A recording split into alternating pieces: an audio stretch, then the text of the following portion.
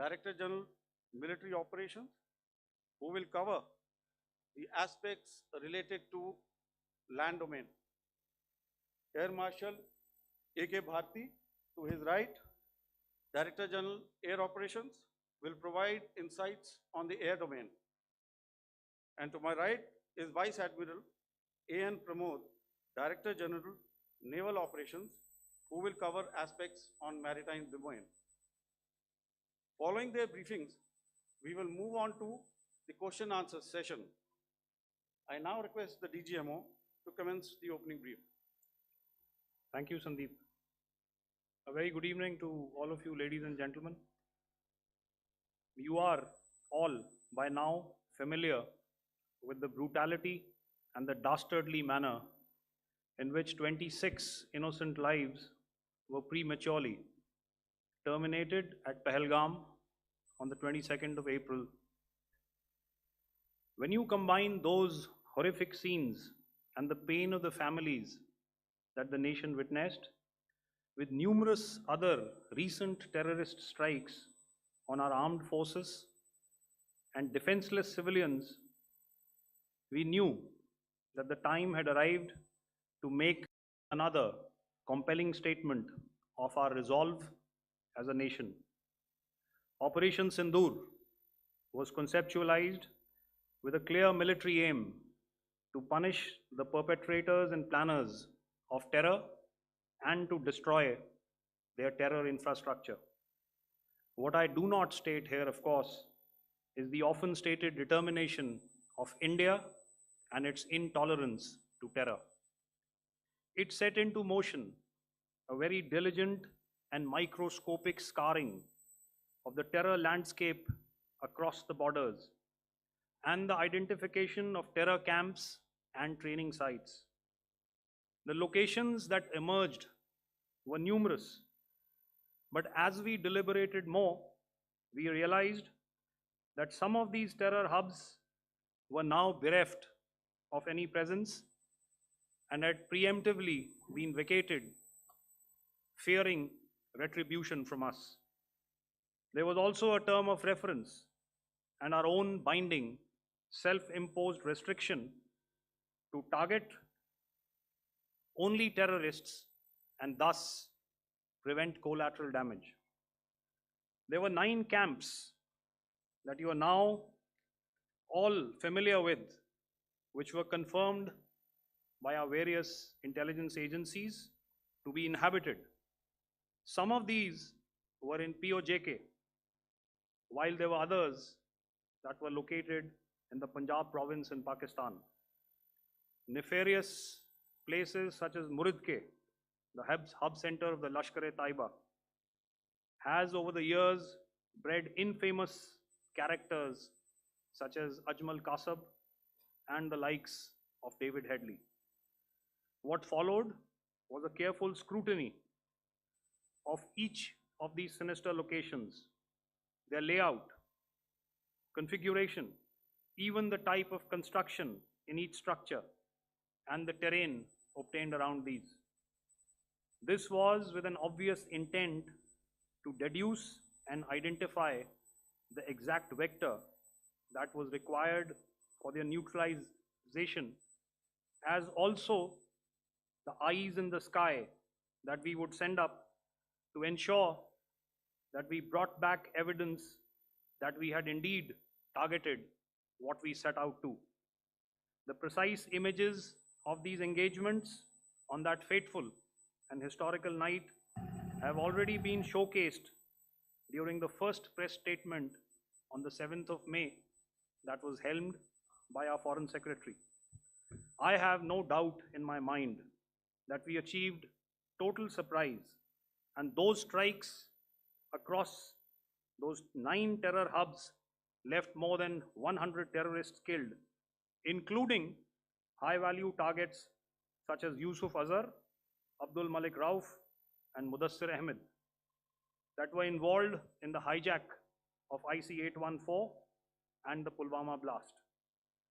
The line of control was also violated soon after by Pakistan, and the erratic and rattled response of our enemy was apparent from the number of civilians, inhabited villages, and religious sites such as Gurudwaras that were unfortunately hit by them, leading to a sad loss of lives. The Indian Air Force played a major part in these strikes by engaging some of these camps, and the Indian Navy provided wherewithal in terms of precision munitions. The Indian Air Force obviously had their assets up in the sky, and I will here request Air Marshal Bharti, the Director General of Air Operations, to detail for you the methodology that the men in blue adopted to successfully manifest this mission. Thank you, Rajiv. A very good evening, ladies and gentlemen. It indeed is a difficult time that we have to come here like this and brief you. We could have done without this, but we had no choice. As the Dgmo has detailed, the event was precipitated by the dastardly act at Pahalgaon. The sequence of events have already been detailed. We carefully selected the targets, and out of the 9 selected targets, the target systems that were given to the Indian Air Force were the notorious training camps at Bhavalpur and Muridke, these being further from the international boundary. Through critical target system analysis, we analyzed what was to be done to annihilate these targets and plan to engage these targets with precision air-to-surface guided munitions so as to avoid collateral damage. The modalities of planning process I will not go through at this instant. However, what I would like to show you is the results that we achieved through our targeted airstrikes. Could I have the second slide, please?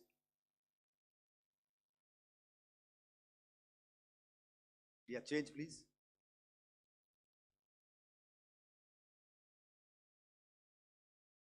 Okay. This is what the terror infra at Muridke looks like. If you see, north is as indicated, and to the right is east, where the international boundary lies. Could we have the next slide, please?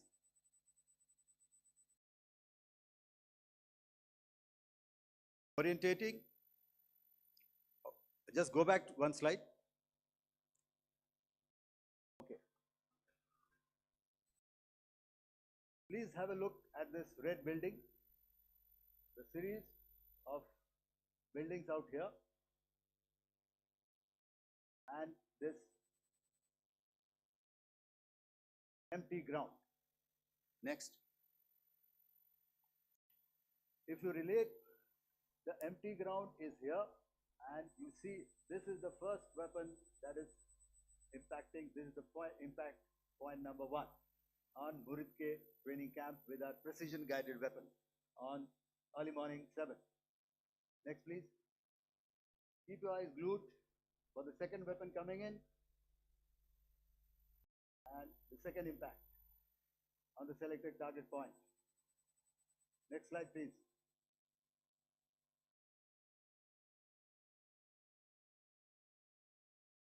Third weapon, third impact. Continue. And fourth weapon, fourth impact. So through these targeted and precision targeting, we addressed the target at Muridke, which was the terrain infrastructure. Can you hear me? All right. Okay, I'll come closer to the mic. Now we go to the next target, which is the Bhavalpur training camp. Next slide, please. Okay, just wait. So the effect, if you see, the impact point, if I can point out, this is the impact point.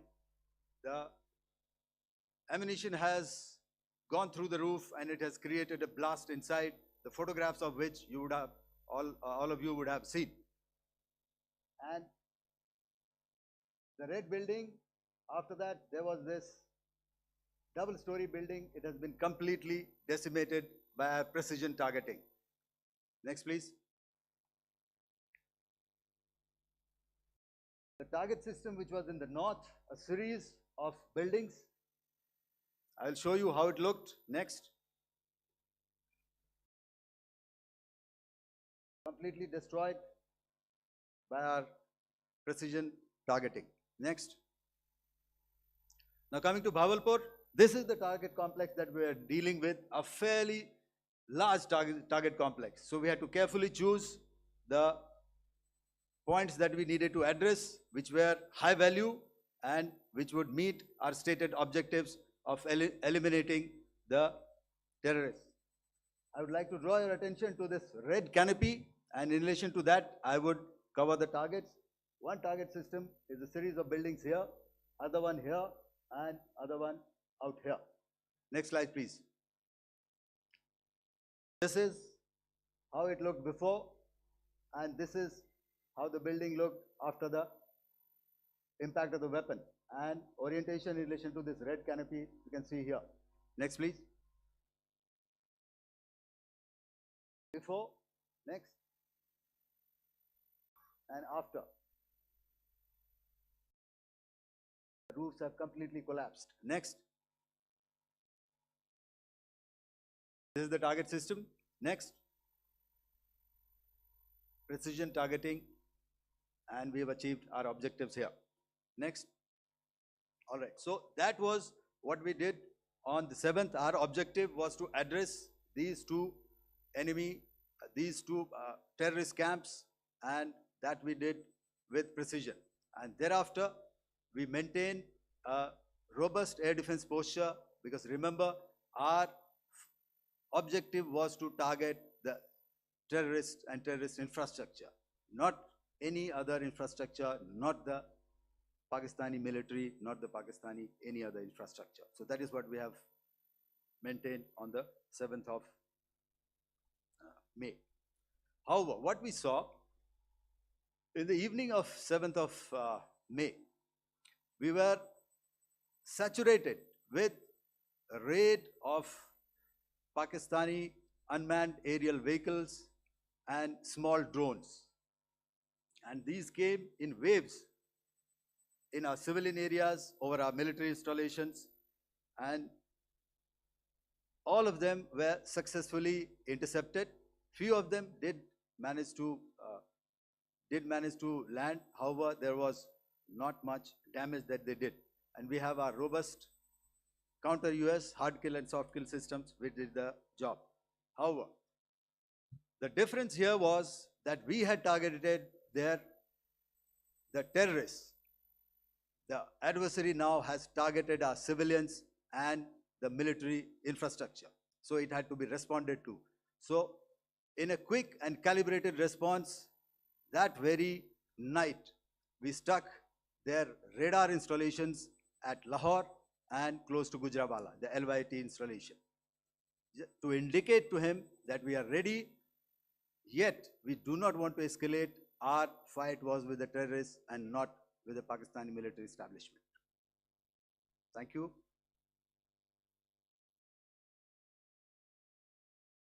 Thank you, Air Marshal Bharti.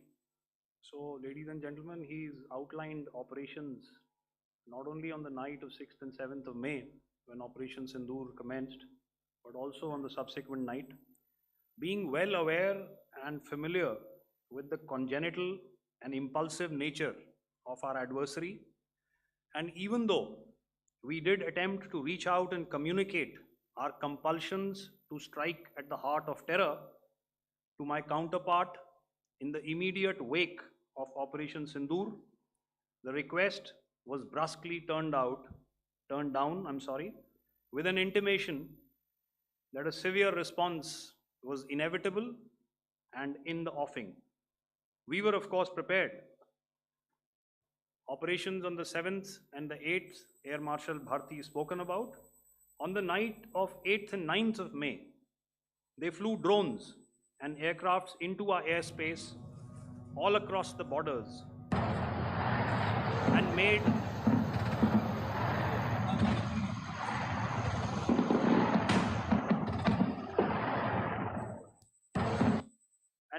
largely unsuccessful attempts to target numerous military infrastructure. Violations on the line of control by Pakistan also commenced yet again and precipitated into fierce RT engagements. The air operations on the night of 8th and 9th of May, I'll yet again request the DG Air Operations to cover.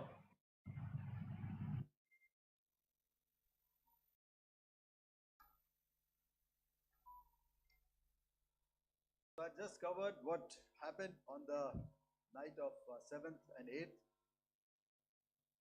What we found that on the night of 8th and 9th, starting as early as 22:30 hours, our cities had a mass raid of drones, unmanned aerial vehicles, UCAVs, starting right from Srinagar, going down right up to Nalia.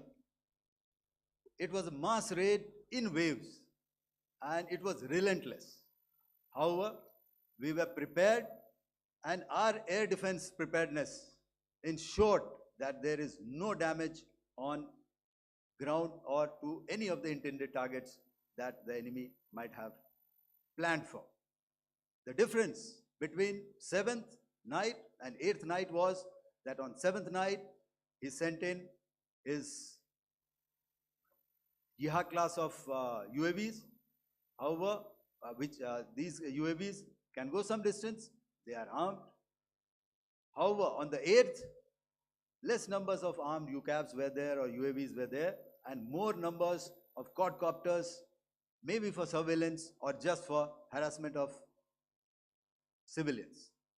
This continued till midnight.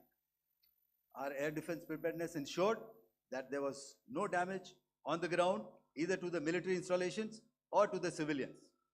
However, the enemy had yet again shown that he wanted to up the ante and he wanted a fight, and we were up to the task. In a measured and calibrated response, we once again targeted his military installations, which included his SAM sites at Malirkant.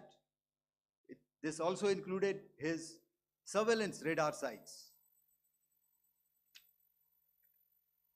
at Lahore and close to Gujranwala. These were suitably addressed, and thereafter his drone attacks continued even till morning, which we countered, and during the daytime there was some respite.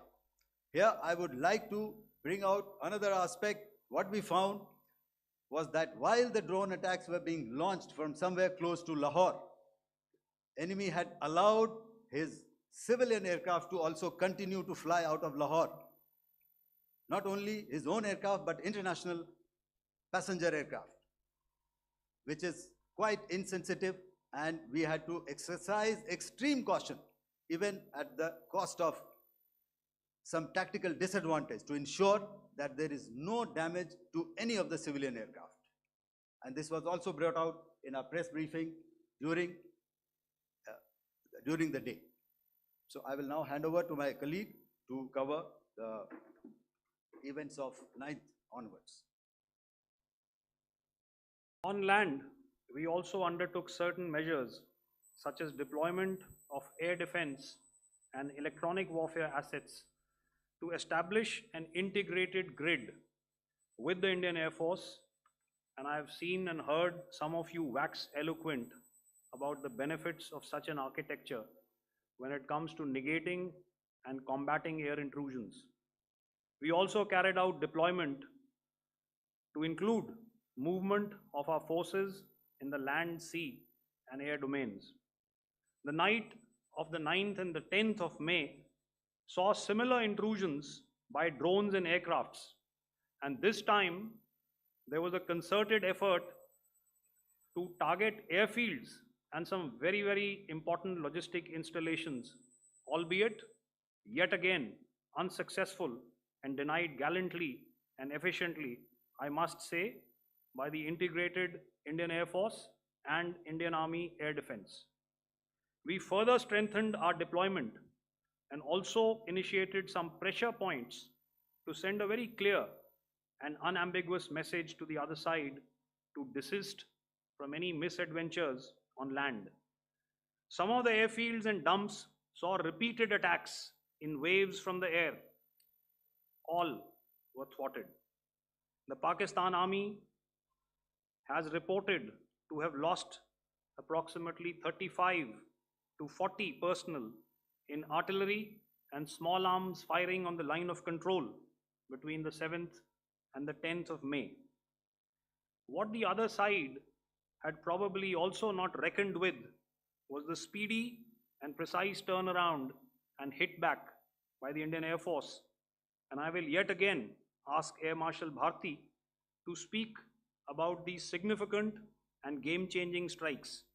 I will thereafter request Vice Admiral Pramod, my colleague and Director General of Naval Operations, to tell us about some very telling naval maneuvers in the Arabian Sea that exerted pressure on the night of 9th and 10th of May.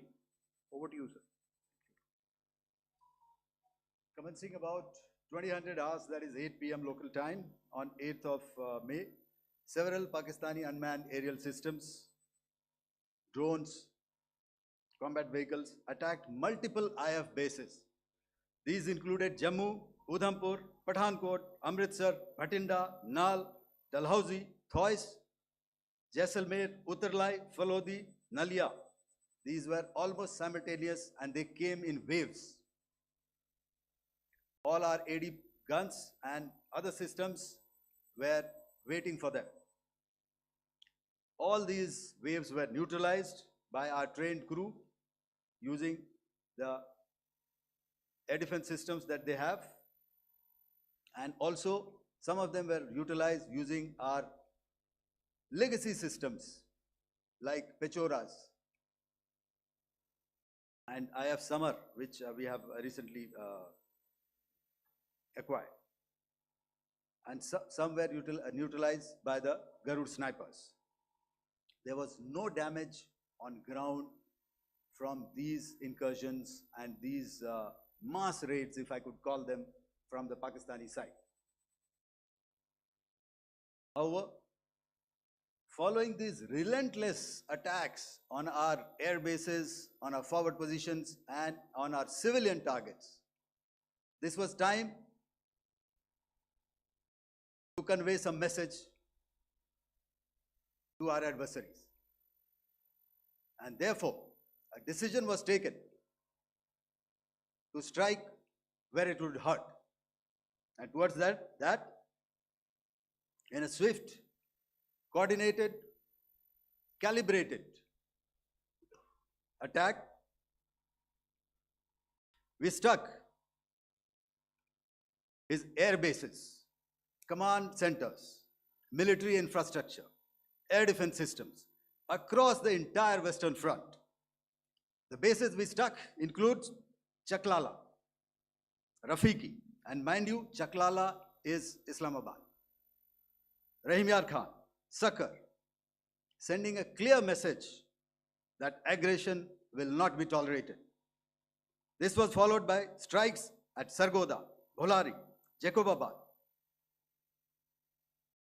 We also struck the C2 centers at Murid, the UAE complex at Murid, Rafiki, radar at Chunia, which I will show you, Rahim Yar Khan airfield, and the unmanned combat aerial vehicle hangar at Sakar.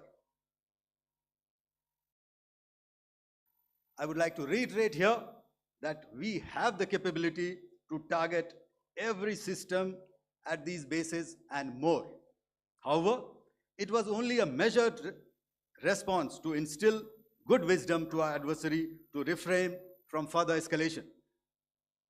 IF response was directed only at military installations, avoiding civilian and collateral damage. I would now like to show you some of the effects that have been achieved as a result of our air operation.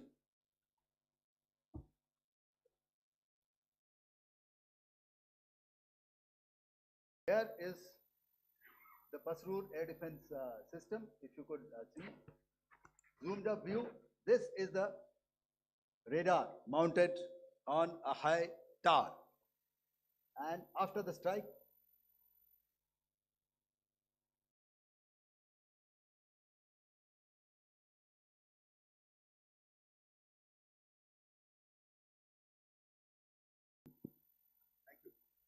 can you hear me? Yeah, thank you. And after the strike, this is what has happened. This radar has been taken out, completely burnt. Next slide, please. The Chunia air defense radar, which was taken out on 7th and 8th. This is the radar site. A blown up photograph, once again, on a tower. Not very clear, but what you see very clearly is the after effect after we have stuck.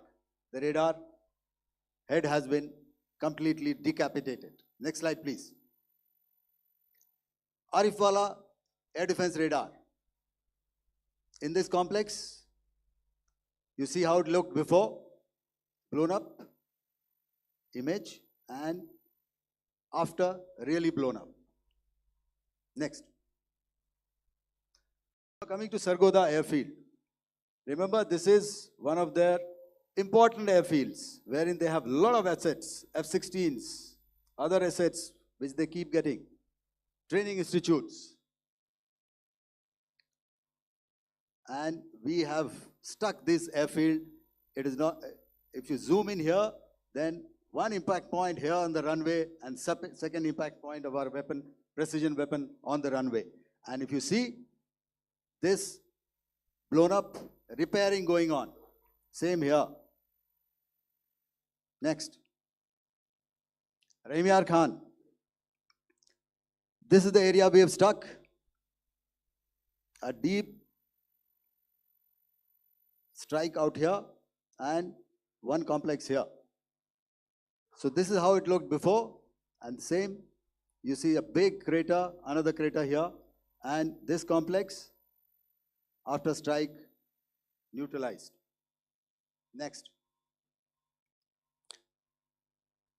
Chaklala airfield, Noor Khan, once again a major air base, a lot of their logistic assets out here. This was the chosen complex that we intended to strike and convey a message. Next slide, please. This is how it looked before, and this is how it looked after our strike. Next. Sakar. We chose the radar site at Sakar. This is the radar site. And after it was struck, this is the aftermath, completely burnt out. Next, please. Aircraft shelter. This is how it looked before the strike, and this is how it looked after the strike. The roof of the buildings completely caved in and burnt. Next. Bolari airfield, aircraft hangar. This is how it looked before, and this is how it looked after the precision strike. Next. Jacobabad, aircraft hangar, and this is how it looked after. Next. So what I'm trying to convey here, ladies and gentlemen, is to start with, our fight was neither with the Pakistani military nor with anybody else who's there on the other side. Our fight was with the terrorists. We neutralized the terrorists that we selected to be neutralized, and thereafter, we only maintained the air defense posture. However, we were relentlessly pounded by waves after waves, night after night, by his UCAVs, by his drones, and by his other unmanned aerial systems. and that left us with no choice but to retaliate, and yet our retaliation was calibrated, it was graduated, and it was proportionate. Thank you.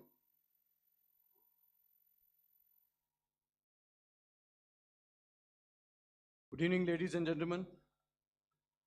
In the aftermath of the cowardly attacks on innocent tourists at Pahalgam in Jammu and Kashmir by Pakistani-sponsored terrorists on 22nd April, the Indian Navy's Carrier Battle Group, surface forces, submarines, and aviation assets were immediately deployed at sea with full combat readiness in concert with the Joint Operation Plan of the Indian Defence Forces.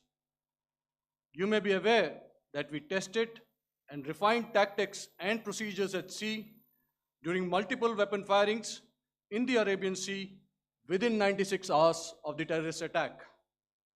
The aim was to revalidate our crew, armament, equipment, and platform readiness to deliver various ordnance on selected targets precisely.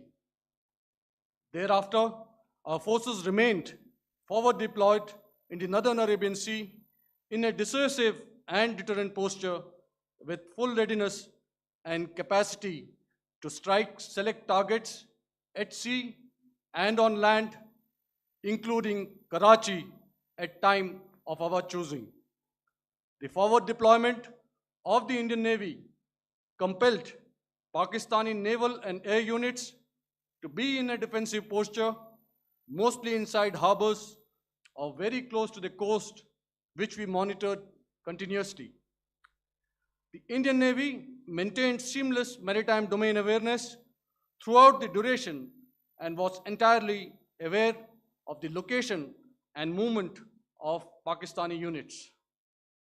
In effect, we had and continue to have good battle space transparency using our maritime domain awareness grid. As you are aware, our response has been measured, proportionate, non-escalatory, and responsible from day one. Accordingly, the calibrated approach considered all options, including the ability of the Indian Navy for offensive action from and at sea. As part of this escalation control mechanism, the application of force by the Navy was planned in a synchronized manner in coordination with the Army and Air Force, the highlight being teams from the three services working closely in an integrated manner. Along with the kinetic actions by the Indian Army and Indian Air Force, the overwhelming operational edge of Indian Navy at sea contributed towards Pakistan's urgent request for a ceasefire yesterday. As we speak, Indian Navy remains deployed at sea in a credible deterrent posture to respond decisively to any inimical action by Pakistan or Pakistan-based terrorists. Thank you. Samno Varna, Jai Hind. Now I'll hand over to Director General Military Operations for further proceedings.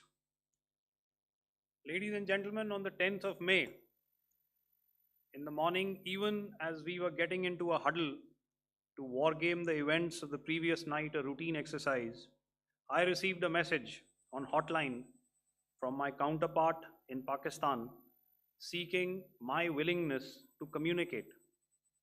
Since our initial aim was to strike at terror camps, and all our actions in the subsequent days were in response to the intrusions and violations by the Pakistan Air Force and its army, it was decided that I would indeed speak with my counterpart. You are already aware, I've seen it being covered on national television, that my communication with the Pak Dgmo was conducted at 15:35 hours yesterday and resulted in cessation of cross-border firing and air intrusions by either side with effect from 1700 hours 10th of May, after he proposed that we cease hostilities. We also decided to further speak on the 12th of May, that's tomorrow, at 1200 hours to discuss the modalities that would enable the longevity of this understanding. However, disappointingly, and must I add, expectedly, it took only a couple of hours for the Pakistan Army to violate these arrangements by cross-border and across the line of control firing, followed by drone intrusions across the expanse of the Western Front through last night and in the early hours of the morning today.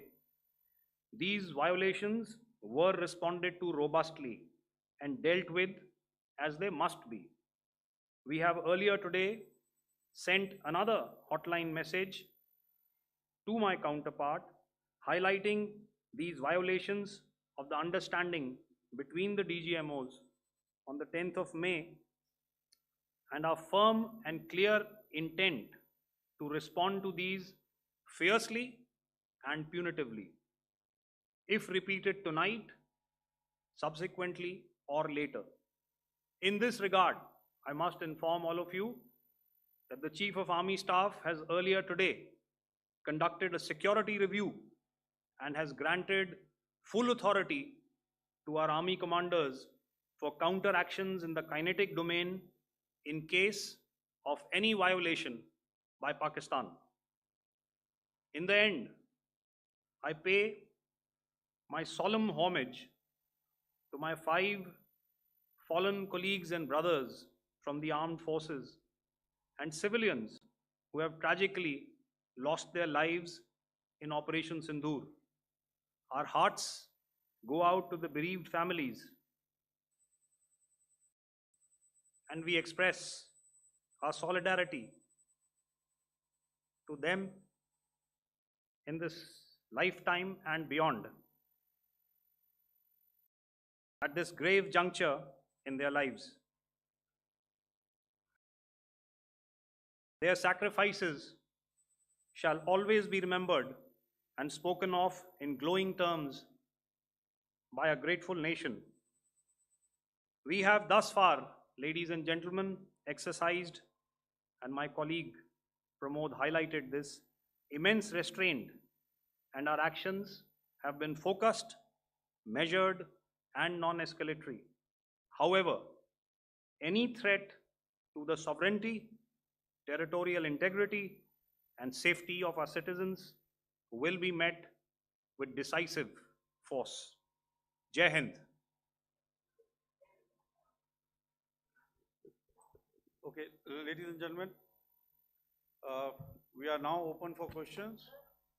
All right, now since I would not know all of you, I would expect you to please raise the placard or your hand, and once I indicate, I expect you to please give out your name and the media group that you belong to.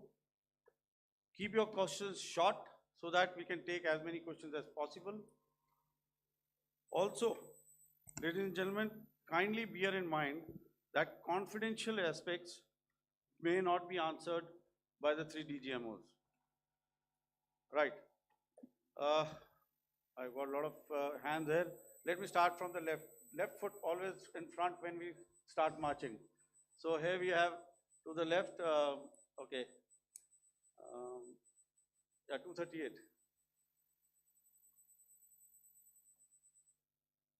Hello. So this is Manas Pratimhuyan from PTI, Press Trust of India. So the understanding that was reached yesterday on stopping the military operations and actions, was it for just 3 days? And what would be the cost escalation if there is violation of this understanding by the Pakistani side? And my subsequent question would be that we have a kind of ceasefire agreement with Pakistan that was finalized in 2003. So will there be some kind of similarities in frameworks between the two kind of understandings, 2003 ceasefire agreement and the current understanding on stopping military operations? And again, what are the cost that will be incurring on Pakistan if Pakistan again resorts to this kind of terrorist activities, because we have made it very clear that the cost will be very high. So I would like to have your thoughts on it. Okay, so I'll answer the latter part of the question first. I also want to add that while the initial ceasefire agreement, as you correctly pointed out, is of the 2003 vintage, but I must remind you that in 2021, in the month of February, and this was then when the crisis in eastern Ladakh was also on, the two DGMOs had spoken and arrived at a ceasefire understanding that lasted right up until this unfortunate attack at Pahalgam. Once our Foreign Secretary had announced the decisions of the CCS in the immediate wake of that attack, he had announced certain measures, and then of course Pakistan had in turn made its own announcements. Since then, there have been certain violations of this ceasefire understanding. And of course, after the 7th of May, like I pointed out during my statement, that there have been numerous violations on the line of control, especially, and of course, along the international boundary by the Pakistan Army and the Pakistan Air Force. This understanding that we spoke about yesterday, no, it was not for 3 days. It was first to stop aggressive and hostile activities immediately, let that order and direction settle down for about 36 hours, and thereafter discuss modalities, like I said, to ensure its longevity. That is tomorrow on the 12th of May. But unfortunately, we had a violation starting at approximately 1900 hours last night. And we've sent a communique, like I said, to the Pakistan Military Operations Directorate. And we will await to what happens tonight. All right. I will. The cost escalation, I'll leave it to your best imagination. I've already said that the response will be fierce and punitive. Now, the right foot forward. Yeah.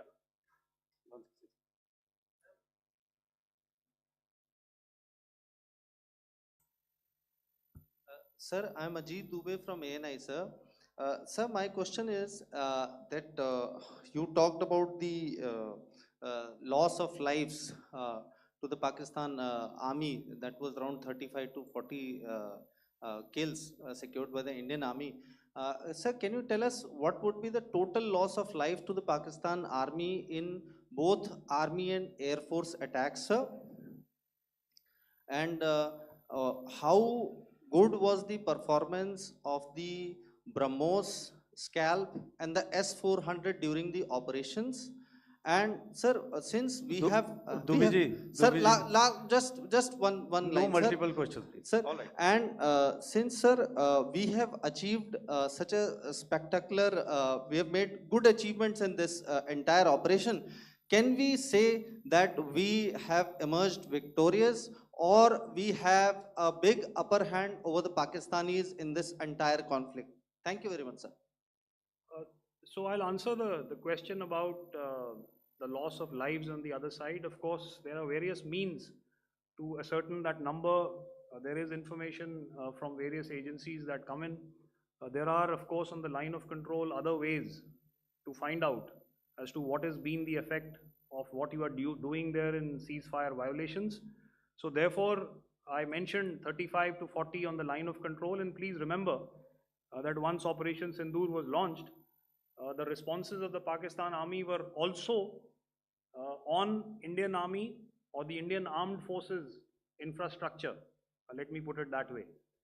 So that's why I did not cover casualties of the Pakistan Army, at least in the initial phases of battle, because those were not our targets. Our targets were terror oriented. And of course, later, once they launched air intrusions and air operations on our infrastructure, we've used heavier weapons, and of course there would have been casualties, but those are still being assessed.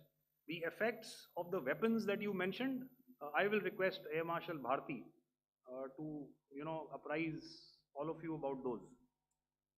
Good evening, Mr. Ajit. How are you? Ajit, okay, the meeting after some time. I never mentioned about any of the weapons that we used. Check.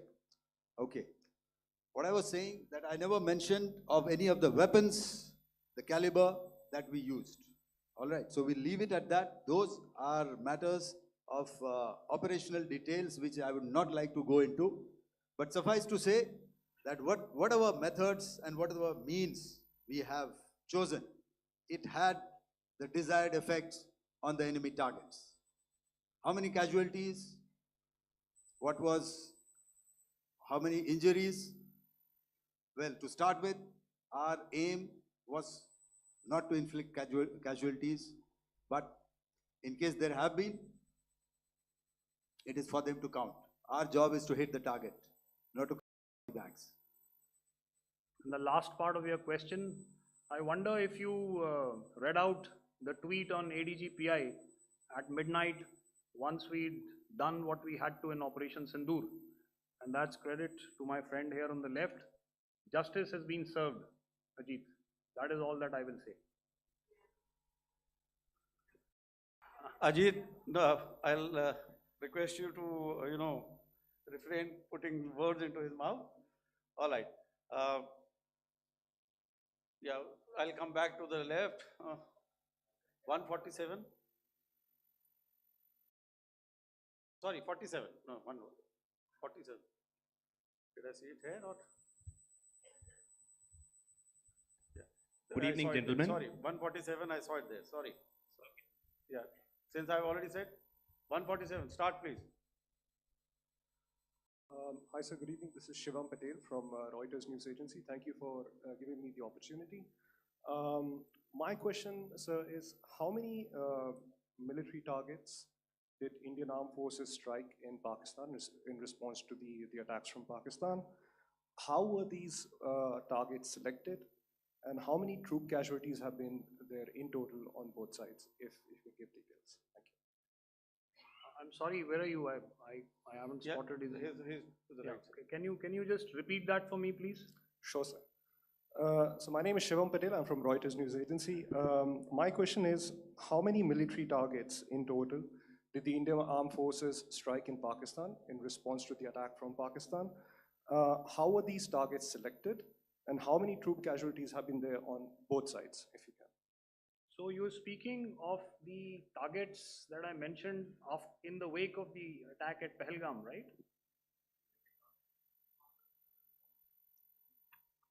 Yeah, I think it's amply clear to everybody here that the Pakistan army has not crossed the international boundary, neither in the plain sector nor on the line of control.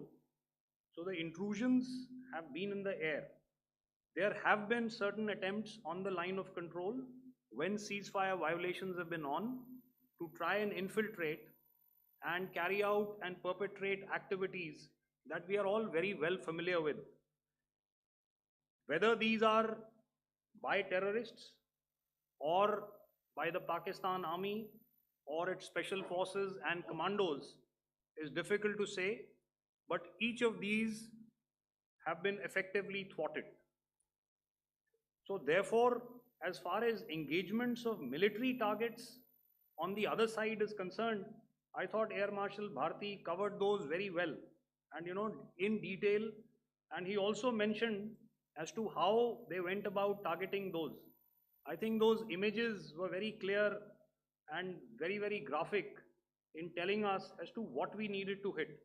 And you'll remember right at the outset, I said that we even went into what was the construction in each of these locations, and therefore decided on the vector that had to be utilized. Please. Okay, if I could add to what the DGMO has said, I have already detailed the targets. Now, whether it is X numbers or Y numbers that is immaterial. And what damage have we inflicted? You have seen. What are the casualties on the other side? As I said, that is for them to count. As for as far as we are concerned, from the air defense side, if they had a choice, they would have definitely come in. They are fighters, there are more numbers of UCAVs. It is not that they did not intend to come in. It is only that our robust AD posture prevented them from coming in. So that must be known, and that must be realized by all the audience here. Yeah, I'll come to the left now, 24.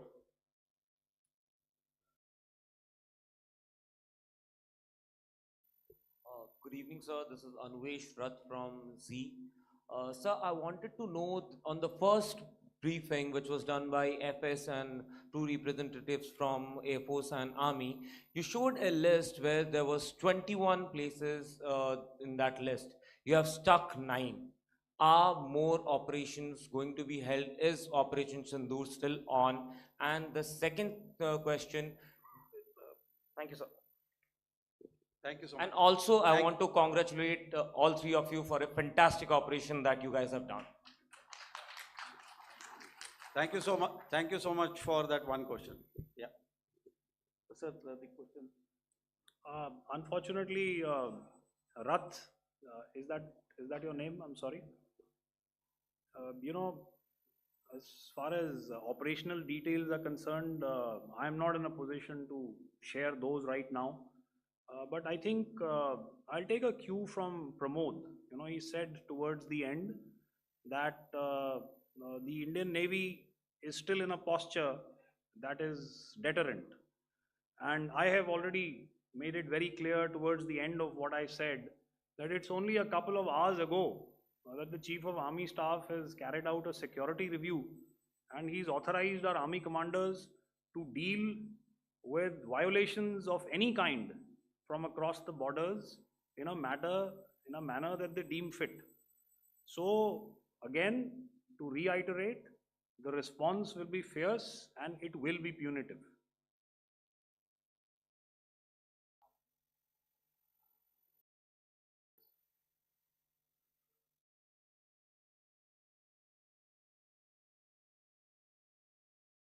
I'll go back this side now. Yeah, 255. She said middle wale kya karenge? So 255. Oh, sorry. Good evening, sir. Yeah, 255. I'm Shailesh from National Defense. Please allow me, first of all, to pay my gratitude for protecting us Indians. Thank you very much. Sir, since the enemy has been talking about taking down our aerial platforms, it would be deemed fit in case we can reveal that we have taken down their fighter jets. What could be the number? Though you said that they may be not good to reveal the platforms, but since this has come from various quarters in Pakistan, so I believe that we need to answer, in case if you can, sir, if you may allow. The question is for me? Yes, sir. Okay, and if I get it right, you want to know how many of their planes we have downed? Yes, sir. Yes, sir. All right. See, as I said, their planes were prevented from coming inside our border. All right. So we do not have the wreckage with us, but definitely we have downed a few planes. Numbers, we would not like to hazard a guess out here. Okay. I have the numbers, okay, and we are getting into the technical details of it to establish it. So I would not like to put a figure at this time, but definitely there are losses from their side which we have inflicted. Were they, Please don't ask. were they fourth generation plus, sir? No, See, sir, you're putting words into my mouth. Why do you Sir, say fourth generation? Let us make it high tech. Thank you so much, sir. all Thank right. Yeah, 163.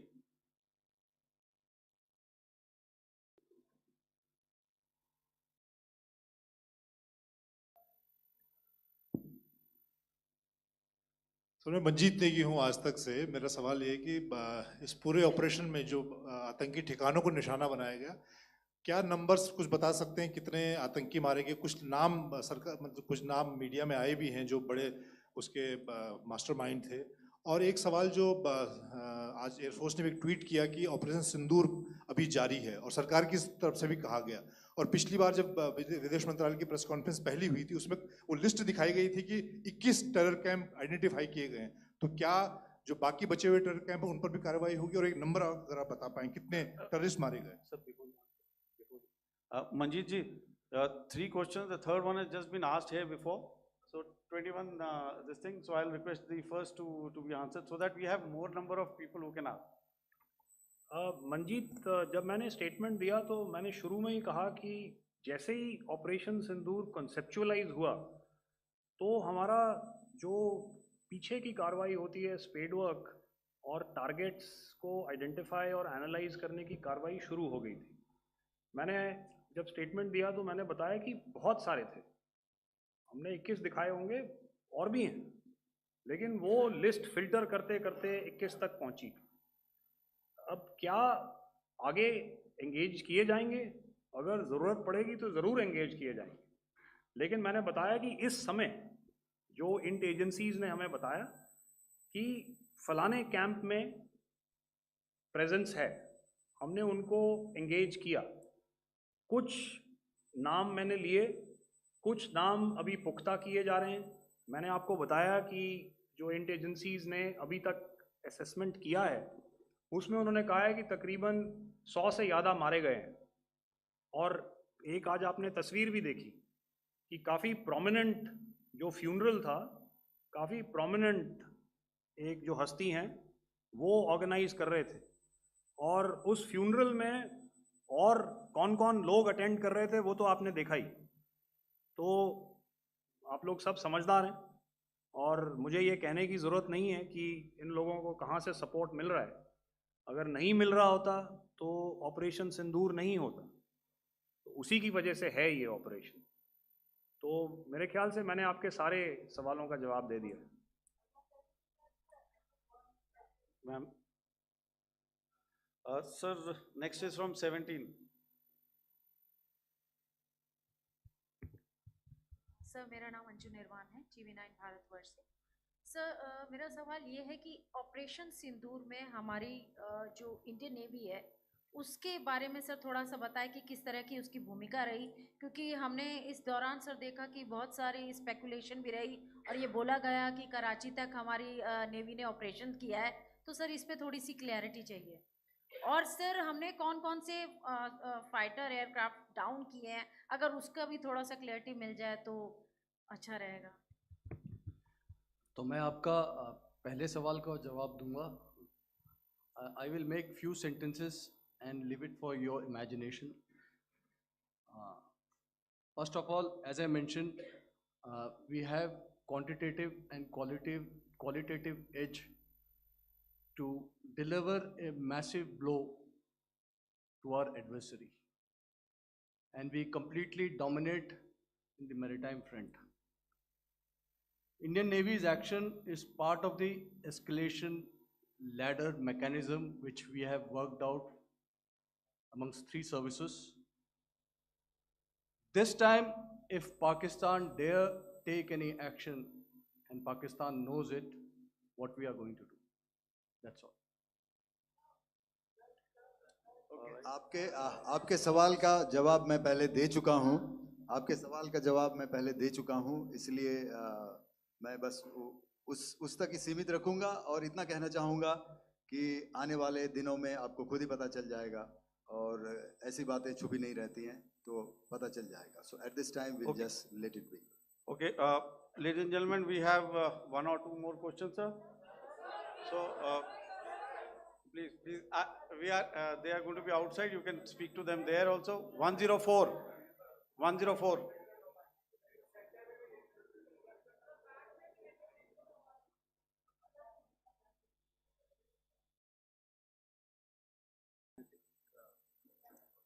Yeah, ask.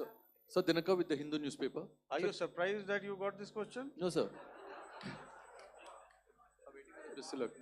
Sir, can you give a number of assets we lost, because there's been a lot of speculation going on, international media writing a lot of things about our platforms, including Rafales. I mean, Pakistan claiming that Rafale has been downed, etc. Can you put that questions to rest and clarify on that? I guess that question is for me. All right, I'm happy that you've asked this question.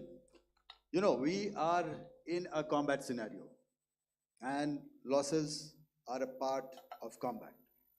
The question that you must ask us, okay, and indeed that we must ask ourselves, you inclusive, is have we achieved our objectives? Have we achieved our objective of decimating that terrorist camp? And the answer is a thumping yes. And the results are for the whole world to see. As for the details, what could have been, how many numbers, which platform did we lose? You know, at this time, I would not like to comment on that because we are still in a combat situation. And if I comment on anything, it will only be adversary. So we don't want to give him any advantage at this stage.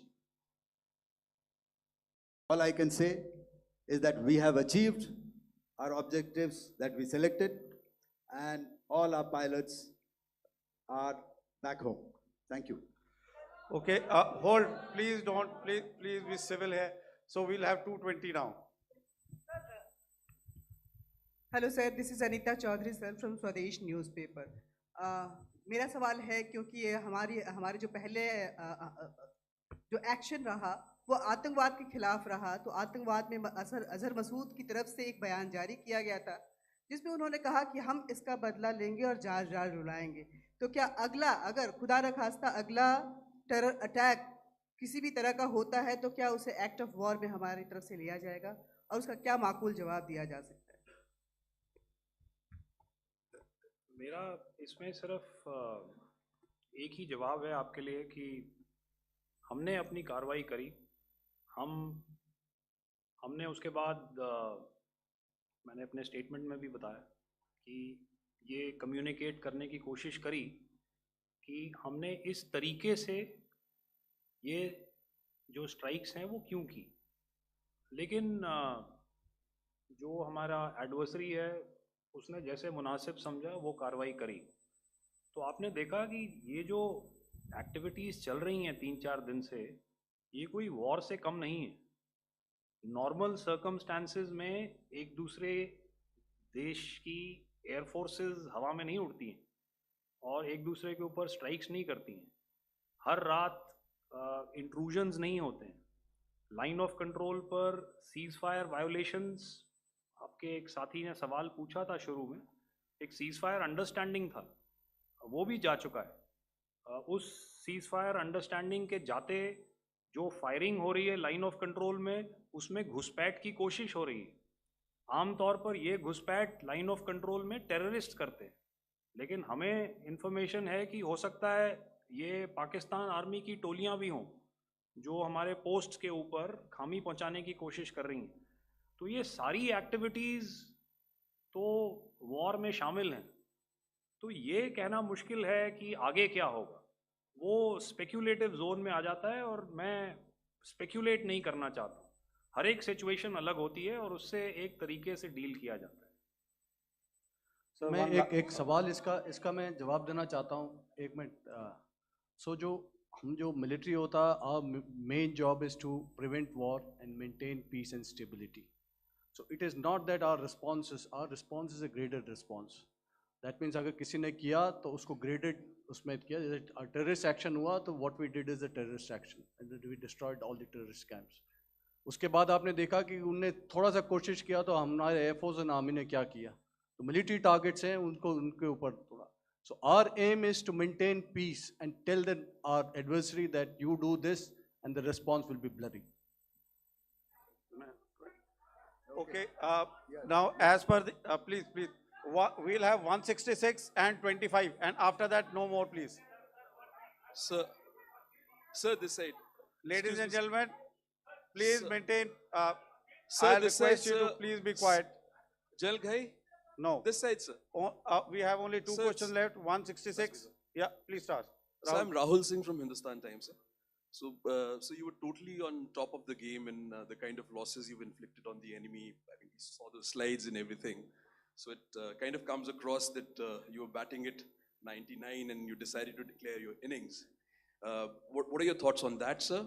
And do you think, are you weighing the option of the Pakistan army using this time, buying this time of the so-called ceasefire, or the understanding? And you talked about how they could not be trusted. So buying time to kind of build up their war reserves, getting stuff from their friends like Turkey or China, are we considering that possibility, sir? Look, see, the call came from the Pakistani side to speak about cessation of hostilities. What pauses mean during such conflicts is known to everybody. I don't want to go into the pros and cons of how preparation for war is made. That is a process in itself. But I think my senior colleague here, the DG Air Operations, spoke, or he alluded at least, to what this operation was precisely and specifically meant for. And I think that's something that we achieved, right at the outset. Had we had the option not to go further, we probably wouldn't have. But we've been compelled to be in this situation. And as you've seen, the armed forces of India, and you've got the three Director Generals sitting here, we are always prepared to face any eventuality. And like I said, that's for the sovereignty, the territorial integrity, and the safety of our citizens. So whatever has to be done will be done. I'm not so concerned about what Pakistan will do in this time. I'm only concerned about what we will do. We have a roadmap and a plan, and we will follow it diligently, and we will follow it to the T. That's the contention that I want to make here today. Ma'am, please. Okay, the last question, and ma'am, 25, she's been asking since Sir. the first one. Sir, I'm Nandita. Sir, She's not asking a question. Sir, I'm Nandita Dagar, DAGAR from DD News and DD India. Sir, I wanted to ask you that my question is to General Ghai. Sir, you spoke to your counterpart yesterday and the Pakistani counterpart. Sir, what is the Indian Army's assessment that despite that agreement, that talk that you had, despite that agreement coming into effect at 1700 hours yesterday, why did they violate it? And number two, yesterday at the joint Defense Ministry and Foreign Ministry briefing, Wing Commander Vyomika Singh and Colonel Sophia Qureshi had told us that we have cited the Pakistani troops amassing at the borders and at the LOC. Sir, has that situation changed? Have they withdrawn? And sir, if in case, despite now there is a lull, of course, but if tonight again, if the enemy again carries out shelling and aerial intrusions through drones, what is going to be our response, sir? Thank you. So without outlining the specifics of that response, I've already made it clear that there will be a response, and it will be fierce and it will be punitive. Why the Pakistan army chose the option of violating the understanding that was arrived at earlier yesterday, I think that's a question that we best answered by the Pakistan Dgmo. I wouldn't be able to give you that. But in situations such as these, and if you go back into any conflict, sometimes these understandings take time to fructify and manifest on ground. But without getting into the reasons, it is our mandate to be prepared at all times, and that we were. It's not as if because there was an understanding we weren't prepared. I must tell you that the armed forces were on a very, very high alert, and they continue to be in that state even as we speak. Oh, all right. Ladies and gentlemen, please, ma'am, please. Okay, thank you so much for coming today. Those who have missed asking a question, those who have missed, see, I knew I'll grab this attention from you like this. Those who have missed the opportunity to ask a question can give me a written one. I had